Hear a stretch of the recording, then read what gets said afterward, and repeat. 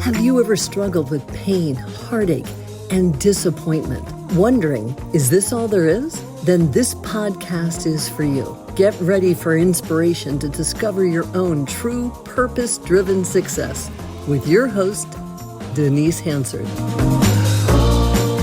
Welcome, everyone. Welcome back to Is This All There Is? Your path to success, fulfillment, and happiness. I am Denise Hansard, your host, and as you see, I've got someone with me, and I want to tell you a little story about how we met. I play out on LinkedIn, as most of you probably know, and I'm always intrigued by the women that I read on their posts and everything like that, sharing their stories. And I have to go look at this because I want to share you the post, not all of it, but I want to share some of the post with you that had me reaching out to this woman. It says, "Hey guys, I wanted to share some exciting news with you. After an incredible 40 years, I've decided to close the door to my career as a networker and political fundraiser to do what I love. And here's my story. My career began as a photojournalist, chasing stories across continents, documenting the world's beauties and struggles, and on she went. And it was at that moment that I knew I needed to have Eva Paredes on my podcast. Eva, thank you so much. Oh, Denise, it's nice to be here, and thank you for inviting me. Oh, this is perfect. Perfect. Now, guys, you heard that. That post just drew me in, and I intuitively said yes to her, and she said yes to me. And so she has a very unique story and how her life transformed. So, Eva, I'm just going to turn it over to you, and occasionally I'll pop in and ask some questions of you. Okay. So I'll talk about when the transition really started. I was 26 years old. I had a family, and I had all the responsibilities that came with that. I had started a company right out of college, and it was doing very well. So things were going as planned. And then I was in a car accident, and my left hand was smashed in that car accident. Now, photography is a left-handed occupation. I had lost 40% of the motor ability in my hand, and I could barely pick up camera. So I was faced to looking for a new career. In an instant, my life had changed. Wow. And it was something that was so new to me that I thought, what am I going to do?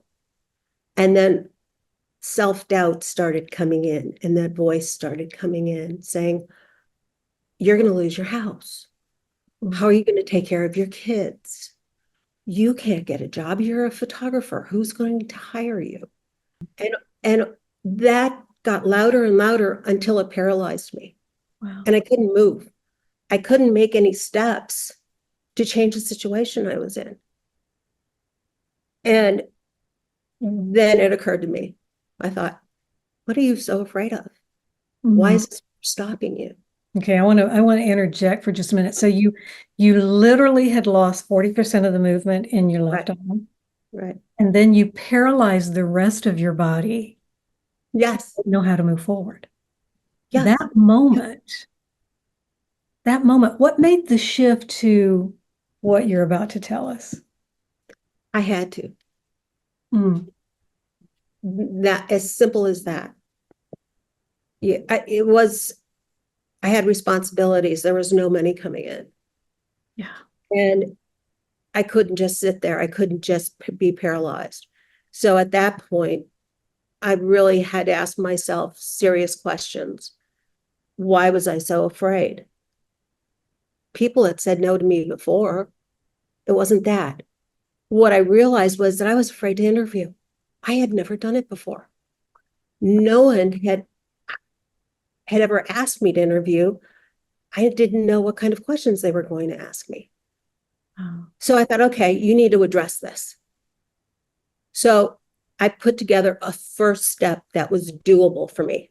Keep in mind, I was pretty scared. You were scared, you were young, and yet you took control. Because you had to. I know, because you had to. I had no options. Yeah. So I thought, okay, let's address that fear. I put together a first step that's doable. Yep. And the first step that was doable for me was to blanket my resume to everyone that had a reasonable job ad. And my only goal was to learn how to interview. That was it. I told myself, there are no expectations here. You are not going to get a job. People will say no to you, and you're going to be okay with it because that's not your goal. All you want to do is learn how to interview and gain that confidence, that experience. That's it. On my first interview, I walk out of that interview thinking, I think that went pretty well. What was I so afraid of? Yeah. I can do this. And left it at that. Denise, 2 days later, I get a call back. They want a second interview. Oh my gosh. And I think, okay, once again, no expectations. Mhm. I'm going to go practice. I walk in there, they ask me a few questions, and then they hand me an offer. I love it. And it's an offer that's more money than I made as a photographer with fantastic benefits. Yeah. And as they're talking to me about start dates and trying to sell me on the job, I'm thinking in the back of my mind, do they have the right candidate? And So I said, critical voice was still going. yes. Oh And my I gosh. said, excuse me, but you know that I'm a photojournalist with no political background. What's the interest? And they said, yeah, we know that. But you have run a company and you know how to work autonomously. And that's who we're looking for, because people who can work autonomously do great at this job. I took the job. There you go. The second month, I was top salesperson. Of course. I didn't know I could talk to complete strangers and ask them for money. Who knew? But if you look at that, at what happened there, some people would call it luck, divine intervention. Yep. Yep. But if I hadn't looked at myself and addressed my fear and said, okay, put together a doable step, none of that would have happened. Yeah. Yeah. Wouldn't. I love how you phrase all of that because, yeah, you did. You went through what all of us do. We get paralyzed. We get so fearful. It stops us. And yet you took it one more step. You said, okay, because you had no choice. This was it. You had children at home that you had to support. It was you by yourself. There was no money coming in. You didn't want to be homeless on the street with your kids. Who knew what would happen? And so that motivated you as opposed to kept you paralyzed. And not only did you take that one step, you then said, I'm probably going to be turned down. You went ahead and dealt with it. I'm probably going to be turned down. And all I want to do is get some experience. So it doesn't matter what happens. You let go of the outcome. That's the beauty behind it. That lessened my fear tremendously. Yeah. And it enabled me to make that step. Yeah. So that's what I learned about that whole transition there. And then I went on to have a very successful career. But during that career, there were always those transitions. I was always working through that. And as I went through my career, that got a little easier. But every time I went through a transition, I gained a tremendous amount of experience. And that experience gave me a little more confidence to where I am today. Yeah. You stayed open, you stayed curious, and you were in a growth pattern, which is what I love. Yes. And the other thing that I learned was that as you go through these transitions, you meet people. You and I met, for example. I would have never met you had I not started this company and did that post.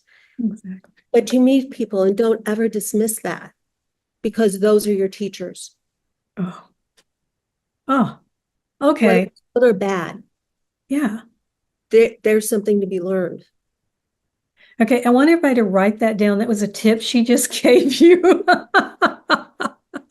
Whatever comes your way, those are your teachers, the people that reach out to you or you reach out to them. They are meant to be in your life, and they teach you, and you have to be open to hearing it. I love it. Yes, because those are the people that give you another point of view and maybe take you in a different direction, a more positive direction. Mm-hmm. But I found that I don't dismiss anyone that comes my way. I want to know about that. So that's my tip on that. I love it. I love it. Love it. So what about today? Where are All you? right. Or go back to where you wanted to go. What came after the other things? Just, I just gained experience and confidence. Mm-hmm. Yeah. And I think a lot of what I'm doing now has to do with that. But this transition is very different because Okay. I don't have to. Say that one more time. I don't have to. You get to. I get to. Yeah. I have no responsibilities except for myself. Mm-hmm. And I can do whatever I want. And it's the first time in my life that I'm in this position. So it's funny how that happened because I'm a workaholic. And I found that out during COVID because I would run around 17 hours a day working with my hair on fire. And COVID stopped me on a dime. And when I was in lockdown, I thought, why am I so happy? I'm all by myself. But I was reading, I was cooking, and I thought, I have no life balance. Yeah. That's why I'm happy. And at that point, I said, I'm never going back to the way I was. So when we got out of COVID, we were in the office. I noticed that the office environment had changed. The office politics were changing slightly. Mm. And I also noticed that I wasn't as happy as I used to be in my job. I was getting a little bored. Yeah. And when those things happen, it's a red flag for me that it's time to move on. You need to make a change. And that's exactly what I did. Mm. But it was a process. It took a longer time because remember, I didn't have to. Yeah. I had time to really look inwardly and decide what I wanted to do. So it started as a dream, a pipeline dream. And I thought, okay, you want to travel and you want to live in countries for an extended amount of time. And my big dream was to live in Italy permanently. And that was always in the back of my mind, and it was surfacing, and I'd think about it. And then it got to the point where I needed to make a decision and change. I decided, okay, put a stake in the ground and do what you do. So I thought, okay, I need to be mobile. And I need to have my own company because I no longer wanted to work for anyone. Yeah. And I thought, okay, those two things. And that's when it came full circle. That's what you saw in the post in LinkedIn. Because I thought, I'm going to do what I love. I can do what I want. And the two things in my life, even when I was a kid, was cooking and photography. I had 5 cameras by the time I was 10. I was cooking by the time I was 12. And that had always been in my life. So I thought, that's what I'm going to do. And even better, I'm going to do the photography because now technology had changed and I can digitally touch a screen and change the aperture and the focus with one finger. So I ended up right where I started. I love it. I love it. Yeah. So here's the interesting part. I have it all set. And then I think I need a website. Well, I didn't want to be dependent on an IT person. So I decide I'm going to build a website. I don't know anything about building a website. Zero. Only you would do that. Only you. And I will tell you, it's like being dropped off on an island where everyone speaks in acronyms. Yes. Yes. I would get emails Eva, please update your MARC and verify it on your DNS. I had to figure that out. I know. So at the times when I was going through this, I couldn't understand programs. I couldn't fix my website. I started noticing I was getting triggers. Even after 40 years of work and all the confidence I had gained and experience I had gained, that voice was coming back saying, what were you thinking? You can't do this. Yeah. And I can't tell you how many times I wanted to quit. And then I realized, wait a minute, that's a trigger. So whenever I heard those words, I would shut everything down and go do something else. I love it. Love it. Love it. Love it. Stop that behavior right then. Yes. Yeah. So for me, it was baking. The bigger the problem, the harder the recipe. Because everything would fall away. You know, I quieted that noise. And what was amazing was when I went back to my problem, my issue on my website, within 10 minutes, I could fix it. Yeah. And I could move on to the next step. And that's where I began thinking, it's like, this never stops. Yeah. I've had 40 years of experience. CEOs from major companies have self-doubt. The key is they learned how to manage it. Yeah. They've looked inwardly and really addressed their fears. Yeah. It's one of those of where managing it, whatever you want to say, you said it right there. They looked at it. They recognize they can't be fearless. There's no such thing as being fearless. I'm sorry.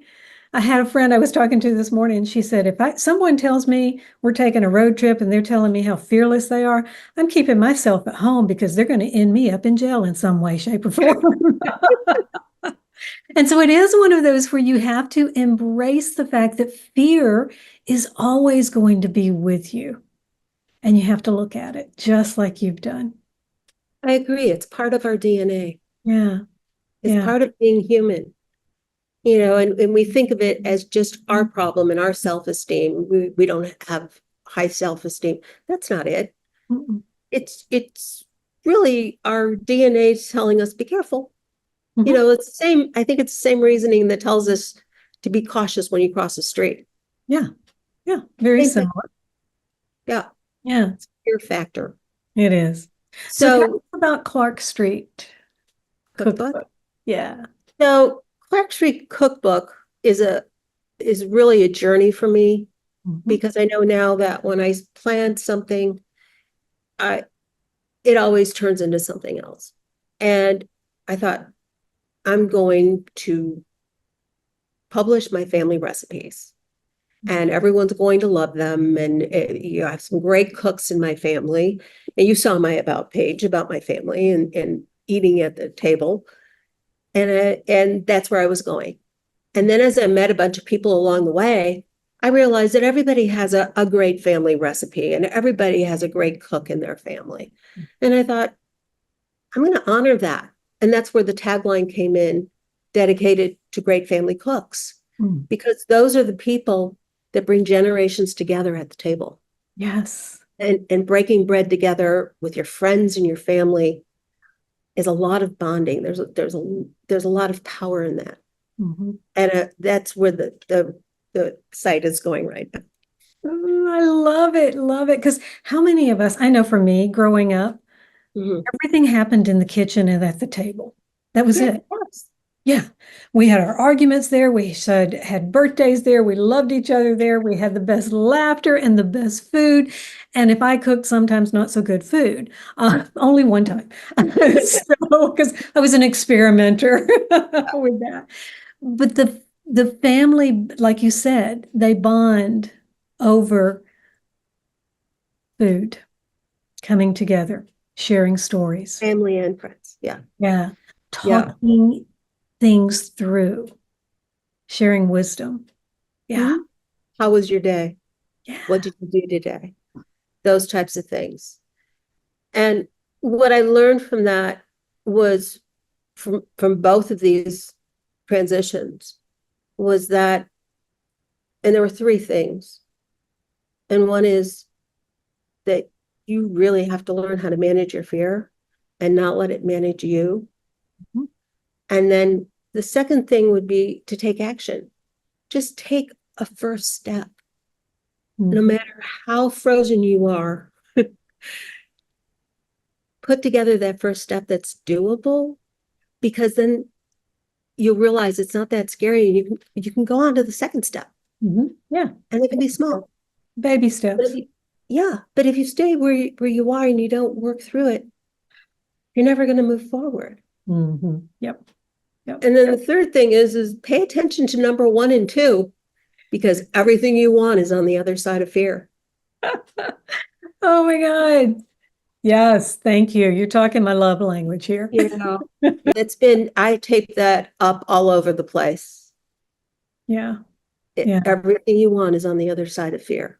So you need to really address it. Yeah. You can't push it down. And a lot of people, like I say, they are afraid to address their fear. And that fear alone keeps them paralyzed and going back to what they've always done before. And yeah, we can't stay stuck in our comfort zone. Yeah. And a lot of times it's hard to find that out because we have a way of hiding things from ourselves. At least I do. Oh, everybody does. Trust me on that. So yeah, we do. So yeah. So sometimes I have to say, well, whatever that person said, why does it make me feel that way? Yeah. And it takes a while to kind of push everything aside and go, that's what it is. Okay, listeners, I want you to hear this. I'm going to repeat in my own way what she's saying. She's asking herself questions. She's looking at what her triggers are, and she's wondering why she's being triggered. That's the key right there.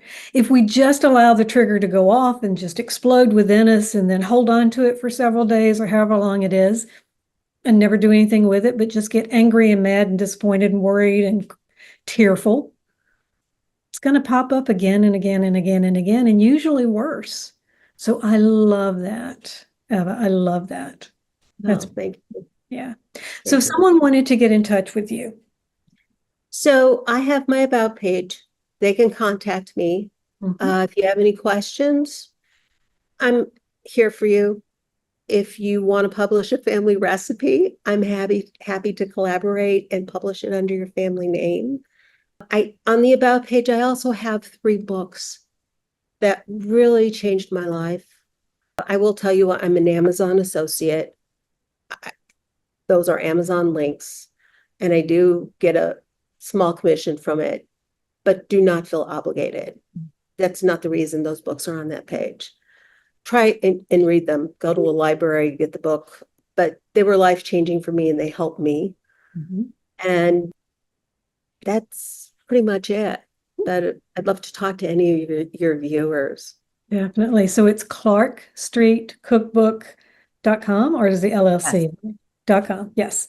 So I'll have the description down. Thank you, Eva. I guess we're going to talk again because I just know this connection we have. I absolutely love it. And guys, just remember this as we're walking through all of this, and we recognize that our fear is what we make of it.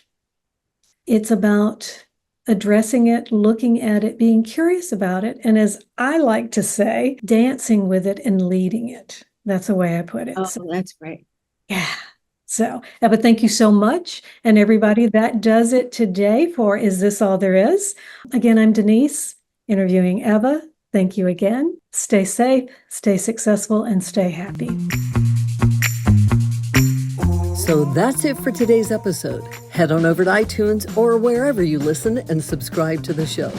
One lucky listener every single week that posts a review on iTunes will win a chance in the grand prize drawing to win a $15,000 private VIP day with Denise Hansard herself. Be sure to head on over to isthisalthereispodcast.com and pick up a free copy of Denise's gift and join us on the next episode.